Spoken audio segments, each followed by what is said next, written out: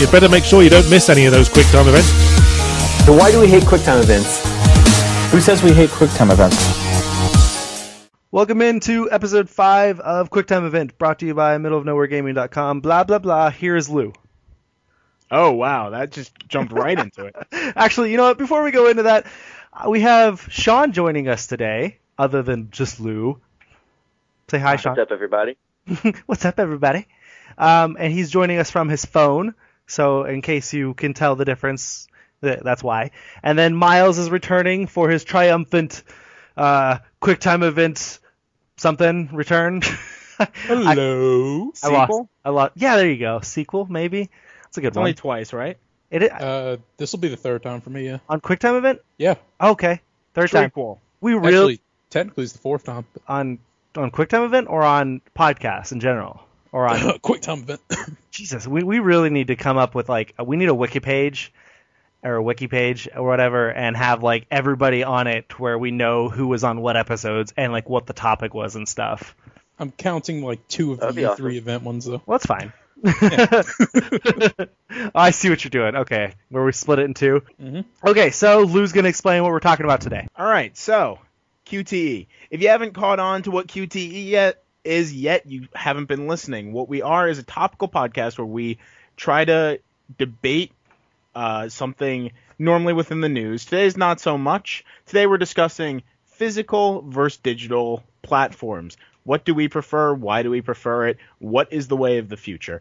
How it works is we're limiting ourselves to 15 minutes. We're normally very long-winded people, and we'll go on forever about these topics. However, we set this timer for 15 minutes. We got a timer, Courtney? Yep. Okay, so you're going to hear it start. You're going to hear it end. When it ends, we have to finish talking. That's the end of the podcast. So, yeah, that's everything. So, are you guys ready for this awesome debate, as Lou put it? Si se puede. Oh, you and your Let's do this. your languages. All right, 15 minutes are on the clock. Are you ready? And go. Digital future. Digital future. Okay, Lou, explain to us why do you push digital so much? I don't follow. You know what? I really don't have. I push digital a lot. I don't have too much of a connection with digital. What it comes down to is I really don't advocate for doing too much with my games once I've bought it. So for me, it's just a no-brainer to go digital. It's convenient. Often there are sales. I don't buy used games. I normally don't trade games with friends. I don't sell my games back, and there are people who do that. I'm not one of them. It also makes sense for me because I like supporting developers. I like making sure that they get as much of the money as possible, and when things go digital, that's them saving money on transportation costs, and that's them saving money on packaging and this and that. There's always exceptions where I'll buy physical. I've actually just decided to buy physical for the first time in about a year with a couple of the collector's editions, The Witcher 3 and The Order. I was going to bring those up. I know. I beat you to it. That's undercutting. Anyway, but yeah, when there's a big advantage, then I'll go physical, but normally there isn't for me. Oh, man. Okay, just to play devil's advocate here, I am pretty much the perfect foil for Lou right now. I usually go physical because, one, I just love the feel of it. Because if it's a great game, I love just having the case there in order to just look at and say, you know what, I love this game, I've played this game, it's awesome. And also, if it's a terrible game, there is nothing better than just breaking it in half as saying a giant fuck you to the game. Jesus. I would never do that. I would sell it. Yes. I would sell it, get money out of it. Holy crap. I think I've done that to 2 games, but What games? Come on. I have embraced digital. I do think digital is the future, and I do think that's awesome for developers. It's just that there's a problem with, the size of your hard drive. Yeah. Usually there have been people who say, I've already had an Xbox One and I've already filled up my hard drive. Or I've had a PS4 and I've already filled up my hard drive. And if you have a Vita, then why digital is a bad idea. No, because memory cards because the memory cards are so expensive, they outclass the Vita itself.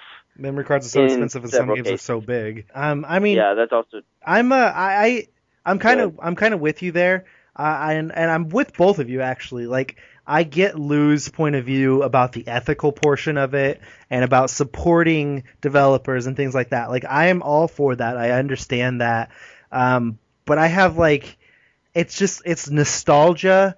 It's just preference. It's like, I like looking at a game shelf and seeing every one of my games and being like, oh my god, I remember that game. I remember how awesome that was. I can't wait to play that one again. Oh man, I've got to plan this one out. I'm going to play that one in a few months. Things like that. If it's on my hard drive, I have to go to a specific folder on my PS3 hard drive and look for those games. And like most of the time, since I do use physical so often, I will just completely forget about the digital versions of games. And like I have no idea what games I have on my PS3 hard drive right now because I don't go to that folder. It's just not something that I do. But I know every single one of my physical retail copies I have because they're all on a shelf right next to where I game, and I can look over them at any time. And then, sorry, go on. No, go ahead. Finish your. Well, I was going to go with a little bit weirder part of why I like physical. Oh, now I have to hear this. and honestly, there's nothing that beats getting that new game, cracking off the plastic, ripping it off, and smelling the new game, like that new case smell. Holy crap! That is an awesome smell. Yeah, I used to love that. But I used to love it when there was a manual inside or something. I used to when I was little. But yes. Now there's no reason for me to want to go out and get a physical copy of something because all it is a disc and a box. And I love a box for buying digital, but for me it's not even worth it. But I'm interrupting. Who was I interrupting? I'm going to talk now. Go ahead. I'm going to jump in and say I'm kind of like in the middle ground because I have like the not unreasonable fears, but I have fears about both physical and digital that I'm kind of seeing that one of them doesn't really make sense, but I'll get to it. Pretty much for physical, I love it because it's just like I have the games, and I like seeing the cases because they're, cases look kind of pretty if we're being honest, cover art and the cases themselves are nicely made and all that. But at the same time, I kind of live a minimalist lifestyle, and I'm not sure if that's because I'm broke or if it's because I just don't like clutter. So, I don't really have a place to put the cases right now, so I have them sitting underneath my TV, and that's I only have one game at a time because I'm broke, but still. And one of my my biggest fear about physical games is that I will play it for too long, which is quite a possibility for me considering how long I can just sit and play a game for one session.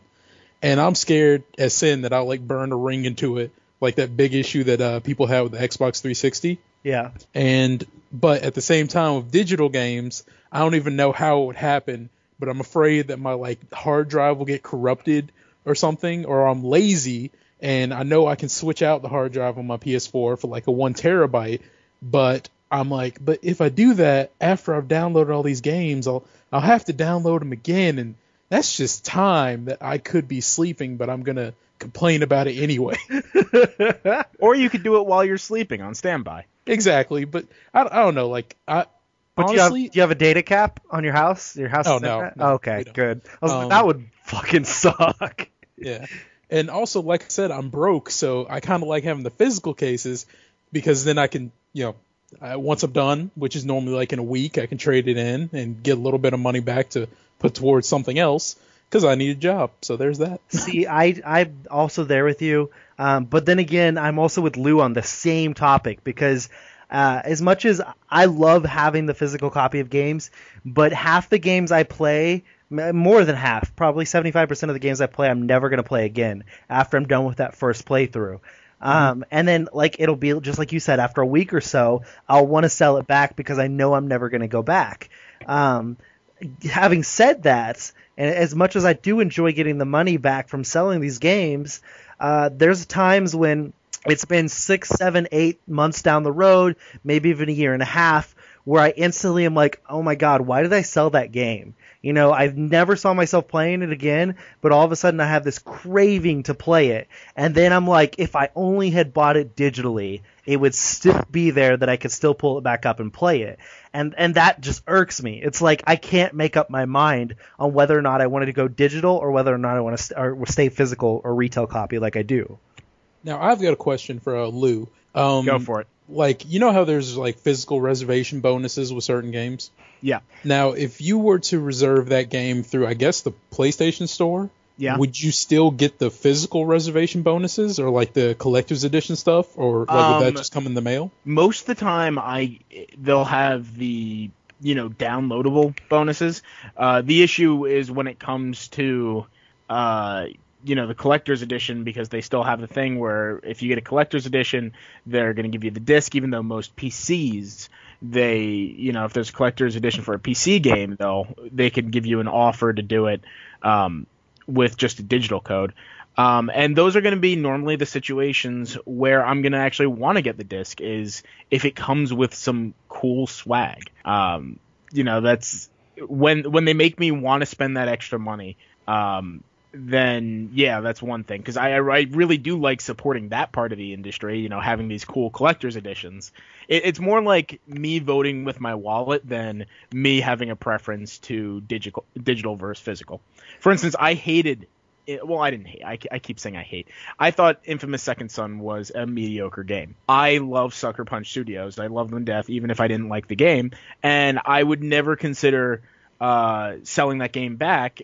Even if I bought it physical, I would just keep it and not play it, or probably play it before the next Infamous game comes out. But that's to support devs that I like. See, I'm kind of in the same position with you on that one, because the games that I'm going to keep are from the developers I love, like the Tales series, Final Fantasy series, Uncharted, Infamous. Those are games I'm never going to sell. Even if I don't like every one of them as much as I like the rest, I'm going to keep those games. So I totally get that. All right, I have and one more thing about Lou was talking about bonuses earlier. With PlayStation Plus having those perks, games with gold, and even the Wii U, giving out a game with every Wii U. What it is, they actually have a couple different promotions right now with the Mario Kart. You get a free game if you get Mario Kart within the first 2 months of its release. However, they still have the digital download promotion, where every $60 you spend digitally, you get $5 back. Which actually, at this point, because I buy everything digital, I've gotten well into $60 from it. That's not bad. Not at all. And we were talking collector's editions earlier.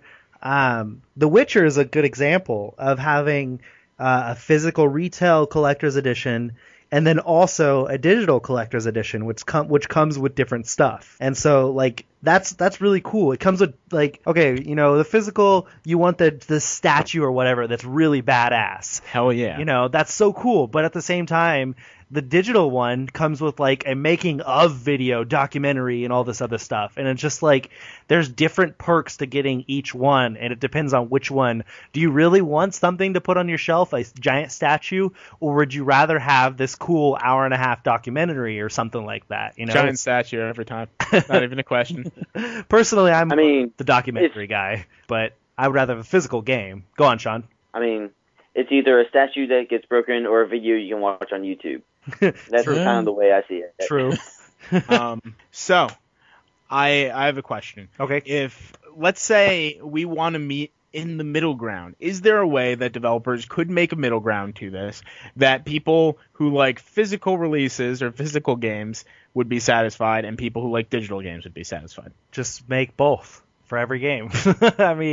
Is that not the middle ground? Well, what if there's one solution between the two? They could only do one thing. Like if they want to stop doing this two-prong system, which I'm sure is taking money from them.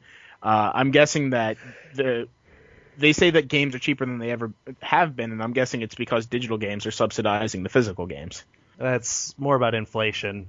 But because games were $60 back in the day, right? But what has kept them down even with inflation? And I would say that it's subsidizing the digital titles. Maybe I don't know if there is a middle ground, because I was trying to come up with one. It's like, maybe give them a case, but only have a code where you can download it and you don't have to actually keep the disc. But then again, there are people who will argue against that because they don't want to have to get the case, and they want to download it immediately from their home whenever they just log in a PlayStation Network or something. Or there are people who will be like, I want the disc because I don't have internet, or I don't have fast enough internet, and I don't want to wait 2 days for my game to download. And I don't know. I'll be honest, I don't really think there is a middle ground in that kind of situation, because like Courtney's just said the negatives and drawbacks to both, and it's like it's very hard to make a compromise between those two. Yeah, there's not one solution to it.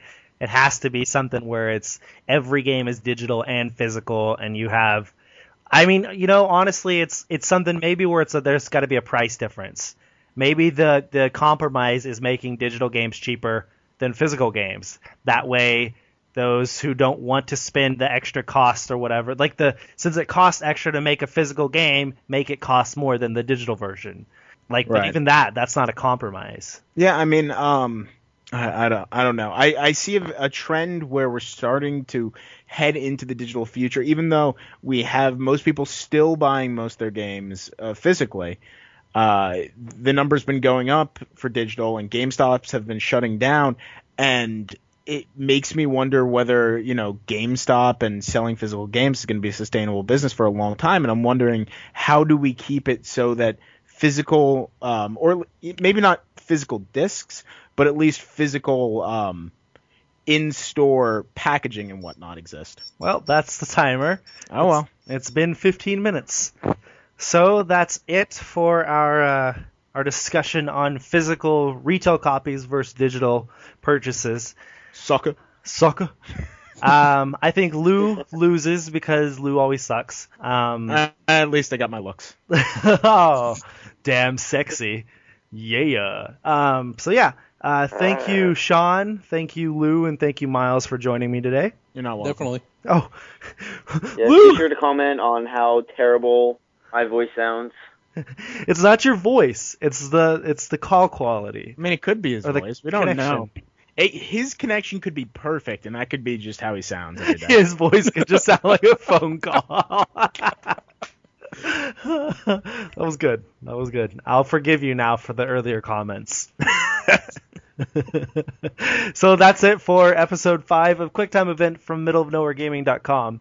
Be sure and check out our Facebook and our Twitter and our YouTube and our Instagram and all those other social media sites and everything, and comment, like, and subscribe on everything. Thank you all for listening and for all of the awesome compliments you guys give us and stuff and interactions. Bye. It makes me feel sexy. Oh, yeah.